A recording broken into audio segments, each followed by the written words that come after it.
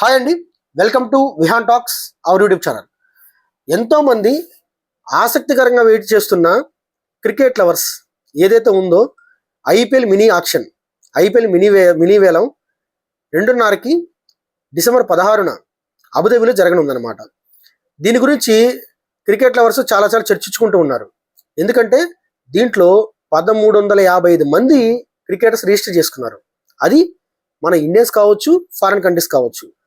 ఈ 1355 మందిని ఇంతమందిని తీసుకోవడం చాలా మినీ ఆక్షన్లో కానీ ఏదైనా వేలం పట్ల కానీ చాలా ఇబ్బందికరంగా ఉంటుంది అనమాట. కాబట్టి బీసీసీఐ ఏం చేస్తుందంటే, ఇలా వచ్చినప్పుడు ఏంటంటే వీటి స్లాట్స్ ఏవైతే ఉన్నాయో ఈ 1355 మందిని షార్ట్ లిస్ట్ చేసి 355 మందిని బయటికి తీశారు.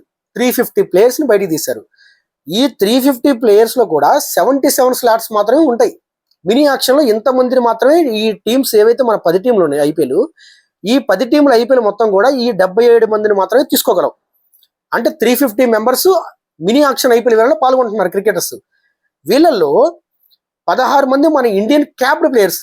క్యాప్డ్ ప్లేయర్స్ అంటే మీకు తెలుసు, మన ఇండియన్ టీమ్స్కి, మన ఇండియా టీంకి రిప్రజెంట్ చేస్తూ టెస్ట్ కానీ, T20 కానీ, వన్డే మ్యాచ్లుగా రిప్రజెంట్ చేసి ప్రజెంట్ ఇప్పుడు దూరంగా ఉన్న వాళ్ళు కానీ, ఆడుతున్న వాళ్ళు కానీ క్యాప్డ్ ప్లేయర్స్ అంటారు అనమాట.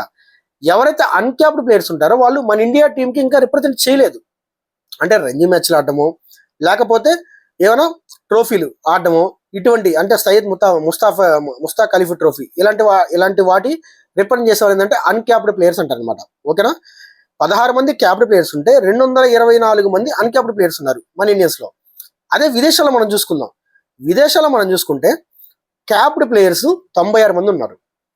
అన్క్యాప్డ్ ప్లేయర్స్ విదేశాల్లో 16 మంది ఉన్నారు, ఫారిన్ కంట్రీస్. వీళ్ళందరూ కలిపి 350 ప్లేయర్స్ మాత్రమే వీళ్ళు మన ఐపీఎల్ మినీ ఆక్షన్లో పాల్గొంటారనమాట. వీటిలో 77 స్లాట్స్ మాత్రమే ఐపీఎల్లో టీమ్స్ అనేవి 10 టీంలు అనేవి మనవి తీసుకుంటారనమాట. సరే, ఇప్పుడు బాగానే ఉంది.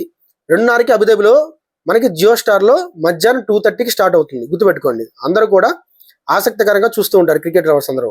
సరే, ఇప్పుడు వీళ్ళల్లో మనకి యంగెస్ట్ ప్లేయర్ ఎవరంటే జడ్డాన్, వాయిదుల్లా జడ్డాన్, ఆఫ్ఘనిస్తాన్ ప్లేయర్ అతను. అదేవిధంగా ఓల్డెస్ట్ ప్లేయర్ ఎవరైతే ఉన్నారో మన ఇండియా తరపున ఉండే అతను అంటే జలజ్ సక్సేనా, అతను ఓల్డెస్ట్ ప్లేయర్ అనమాట. ఓకేనా? ఆ యంగెస్ట్ ప్లేయర్ ఎవరైతే ఉన్నారో అతను 18 years 24 days అనమాట. వాయిదుల్లా ఎవరు? ఆఫ్ఘనిస్తాన్ క్రికెటర్. తరువాత ఓల్డెస్ట్ ప్లేయర్ ఎవరైతే ఉన్నారో 38 years 358 days అనమాట. ఎవరు? మన ఇండియా తరపున రిప్రజెంట్ చేస్తున్న జలజ్ సక్సేనా క్రికెటర్. ఓకేనా? తర్వాత ఇప్పుడు మినీ ఆక్షన్లో మనకి అందరూ కూడా చాలా మంది కళ్ళు ఒకరి మీద ఉంటాయి.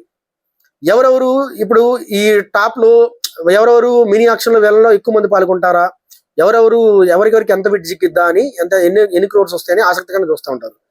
అందరి చూపు కూడా క్యామరన్ గ్రీన్, ఆస్ట్రేలియన్ ఆల్రౌండర్, అదేవిధంగా డీకాక్, తర్వాత పృథ్వీ షా, వెంకటేష్ అయ్యర్, ఇలా చాలా మంది క్రికెటర్స్ ఉన్నారనమాట. వీళ్ళల్లో డీకాక్ ఏంటంటే ఫస్ట్ రిజిస్టర్ చేసుకోలేదు.